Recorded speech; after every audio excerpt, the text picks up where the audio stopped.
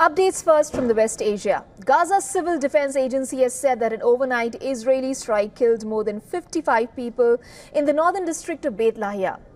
According to the health officials, 17 other people were missing and would be counted as dead, and another 150 people were wounded.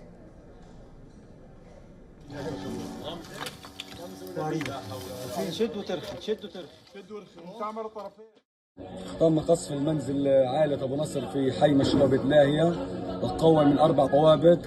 عدد من الشهداء عشرات الشهداء وعشرات النازحين قاموا في هذا المنزل. يعني قام قصف المنزل من غير سابق انذار على هذا المنزل. تم زي ما انت شايف الشهداء هنا وزي ما انت شايف الاشلاء الحيطان هي معلقة وهان والجيران كلها هي يعني في مربع مشروع بيت لاهية. Residents in Jabalia were seen retrieving bodies from the rubble after an Israeli strike hit a house in northern Gaza Strip. The Palestinian Civil Emergency Service said that around 100,000 people were marooned in Jabalia, Beit Lahia and Beit Hanun without medical or food supplies. As per the Health Ministry, those wounded in the strike could not receive care as doctors and had been forced to evacuate the nearby Kamal Adwan hospital. Meanwhile, the Hamas released a video of an attack carried out by the group on an Israeli tank.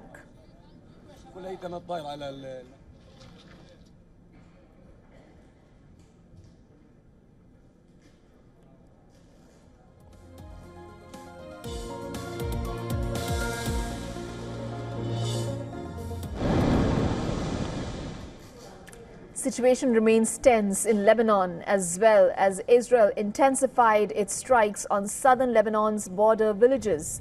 Plumes of smoke was visible from Lebanon's Qiyam village near the border with Israel.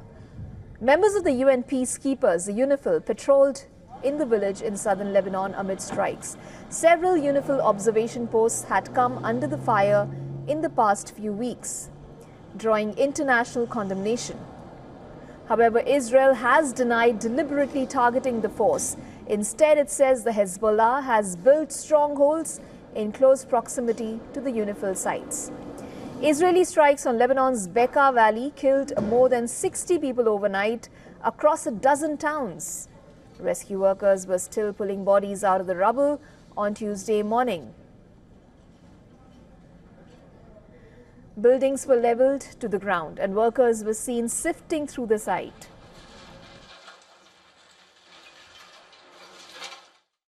واللي عم بصير بالبقاع ولا بلبنان كلها حرام. بنطلب شغله واحده بس من العالم انه تحب بعض وما حدا يدخل فيها، وبنطلب من الحكام العرب يوقفوا جنب هالبلد يكونوا معهم. اللي عم بصير حرام، ومبارح اللي صار ضرب البقاع ما حدا بيرضى. نتمنى بس من حي رئيس عربي يوقف جنب هالبلد.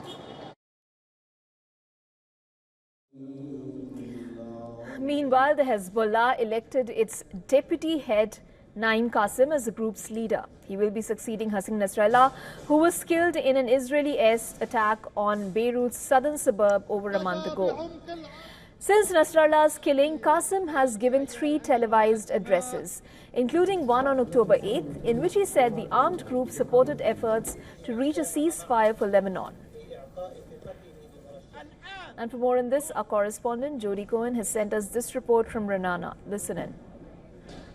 Israel's parliament overwhelmingly voted to limit the role of UNRWA, which Israel has accused of being infiltrated by Hamas.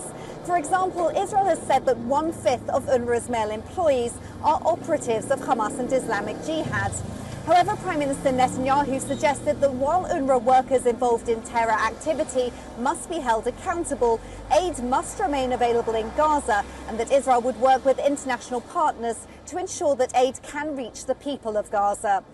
Meanwhile, in a recording of Netanyahu talking to Likud party colleagues, he said that Hamas is making demands to mediators that Israel can't agree with. State Department spokesperson Matthew Miller said that the US is still waiting to see if Hamas is serious about the talks. Meanwhile, Iran has said that it would use all available tools to respond to Israel's strike on Iran, and Netanyahu has vowed that Israel will prevent Iran from having nuclear weapons. This is Jody Cohen for WION World is One. For all the latest news, download the WION app and subscribe to our YouTube channel.